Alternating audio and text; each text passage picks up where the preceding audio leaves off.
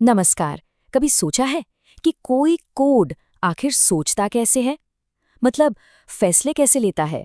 आज हम इसी के तह तक जाएंगे, कंट्रोल फ्लो को समझेंगे। ये आप कह सकते हैं वो नियम है जो किसी प्रोग्राम को बताते हैं कि भाई कब बाएं मुड़ना है और कब दाएं, एक रास्ते को दूसरे पर कैसे चुनना है, बस यही सब। तो असली सवाल यही है कि कोई भी सॉफ्टवेयर फैसला लेता कैसे है। जब हम किसी ऐप में कोई बटन दबाते हैं तो पर्दे के पीछे ऐसा क्या होता है जो उसे बताता है कि अब आगे क्या करना है। चलिए आज इसी का पता लगाते हैं। तो चलिए एकदम शुरुआत से शुरू करते हैं, उन सबसे बुनियादी चीजों को देखते हैं जो कोड को विकल्प चुनने की कह सकते हैं कि एक ताकत देते हैं। यही वो चीजें हैं जो प्रोग्राम के हर एक कदम को कंट्रोल करती हैं। देखिए, हर फैसले के दिल में होता है एक कंडीशनल स्टेटमेंट। ये बस एक सीधा साधा हाँ या ना का सवाल है। अगर कोई शर्त, कोई कंडीशन सही है तो प्रोग्राम एक काम करेगा, और अगर वो गलत है तो वो कुछ और करेगा, या हो सकता है कुछ भी ना करे। प्रोग्रामिंग में फैसले लेने की ये एकदम बुनियाद है। अब यहाँ जो देखने वाली बात है वो है इफ और इफ एल्स के बीच का फर्क। बाईं तरफ जो इफ स्टेटमेंट है वो बस एक शर्त को जांचता है। अगर शर्त पूरी हुई तो वो अपना कोड चला देगा, लेकिन अगर नहीं हुई तो कुछ नहीं होगा, प्रोग्राम आगे बढ़ जाएगा। वहीं दूसरी तरफ दाहिनी ओर है इफ एल्स। ये एक दूसरा रास्ता भी देता है। अगर शर्त गलत हो गई तो एल्स वाला कोड चलेगा।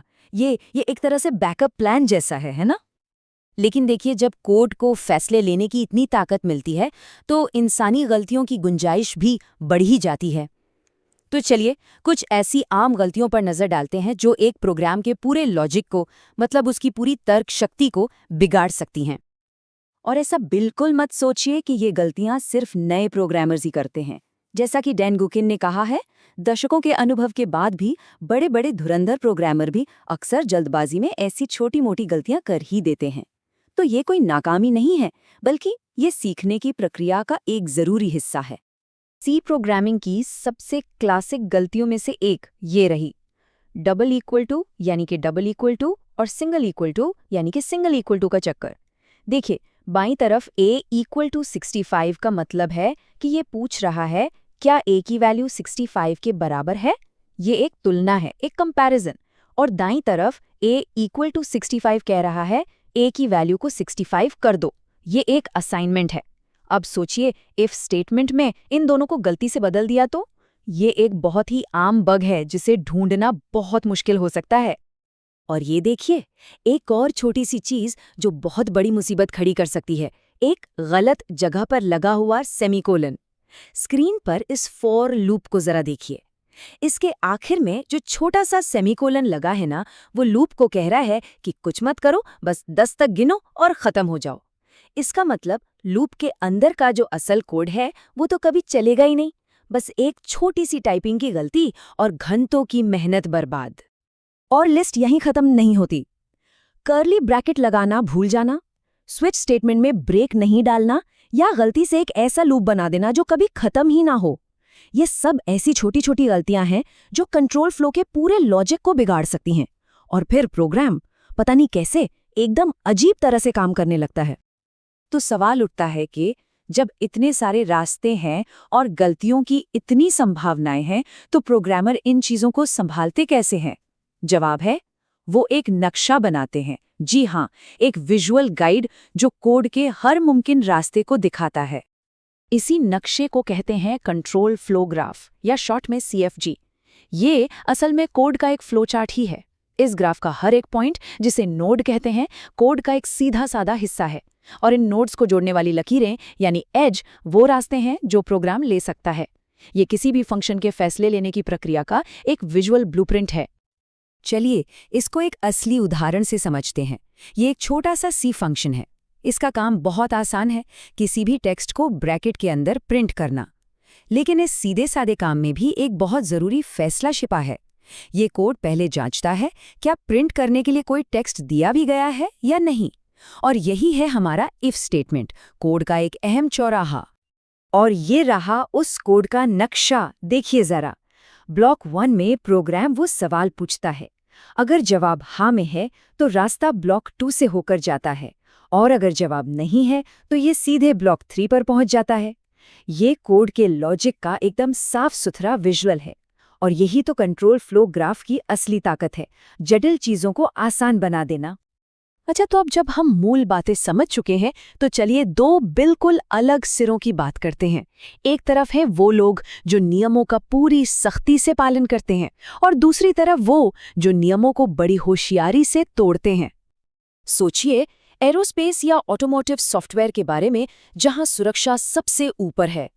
यहां कंट्रोल फ्लो में एक जरा सी गलती भी जानलेवा साबित हो सकती है। इन फील्ड्स में डेवलपर्स को ये साबित करना पड़ता है कि हर एक मुमकिन रास्ते को बहुत सख्ती से टेस्ट किया गया है। यहाँ अंदाजे की कोई जगह नहीं होती। और इसी वजह से यहाँ कंट्रोल फ्लो डिसीजन ग्राफ यानी CFD जैसी चीज़ों का इस्तेमाल होता है। ये एक तरह का एडवांस्ड CFG है जिसमें मुश्किल फैसलों के बारे में और भी ज़्यादा जानकारी होती है। ये एक सुपर डिटेल्ड नक्शा है जो पक्का करता है कि कोड के हर एक मुमकिन नतीजे को परखा गया है, उसे टेस्ट किया गया है। लेकिन क्या हो अगर कोई इन नियमों को जानबूझकर तोड़े? तब क्या होता है जब कोई प्रोग्रामर अपनी होशियारी दिखाने और परफॉर्मेंस बढ़ाने के लिए प्रोग्रामिंग भाषा के ढांचे को ही तोड़ मरोड़ दे? तो मिलिए डफ्स डिवाइस से। ये सी प्रोग्रामिंग की दुनिया के सबसे मशहूर हैक्स में से एक है। ये एक लूप और एक स्विच स्टेटमेंट को कुछ इस तरह से मिलाता है जो पहली नज़र में बिल्कुल गलत लगता है, लेकिन इसे एक खास वजह से बनाया गया था, ज़बरदस्त रफ्तार। ये लूप को अनरोल करने का यानी फैलाने का एक बहुत ही चालाक तरीका है ताकि प्रोसेसर कम काम में ज़्यादा नतीजे दे सके। ये कोड देखने में थोड़ा अजीब लगता है ना? आमतौर पर कोई भी लूप हमेशा शुरू से ही स्टार्ट होता है, लेकिन ये कोड ये स्विच स्टेटमेंट का इस्तेमाल करके सीधे लूप के बीच में जंप कर जाता है। सी लैंग्वेज में ऐसा करना टेक्निकली मुमकिन है, पर ये इतना अनोखा है कि ये दिखाता है कि अगर आपको नियमों की बहुत गहरी समझ हो तो आप उन्हें बड़े ही क्रिएटिव तरीकों से तोड़ भी सकते हैं। मज़े की बात तो ये है कि इसे बनाने वाले टॉम डफ ने खुद इसके बारे में ये बात कही थी। उनका ये कहना ही दिखाता है कि ये कोड कितना अजीब और साथ ही कितना शानदार है। ये सी की एक ऐसी खासियत का इस्तेमाल करता है जिस पे हमेशा बहस होती रहती है और खुद टॉम डफ को भी नहीं पता था कि उनका ये कोड उस बहस में किस तरफ है, पक्ष में या विपक्ष में। और ये सब हमें एक आखिरी सवाल पर लाकर छोड़ देता है। क्या बेहतरीन प्रोग्रामिंग का मतलब सख्त नियमों का पालन करना है, जैसा कि उन सेफ्टी क्रिटिकल सिस्टम्स में होता है? या फिर इसका मतलब ये जानना है कि नियमों को कब और कैसे तोड़ना है, जैसा कि हमें डफ्स डिवाइस की शानदार बनावट में दिखता है? शायद असली महारत इन दोनों के बीच सही संतुलन बनाने में ही है। हमारे साथ इस सफर में जुड़ने के लिए बहुत बहुत शुक्रिया।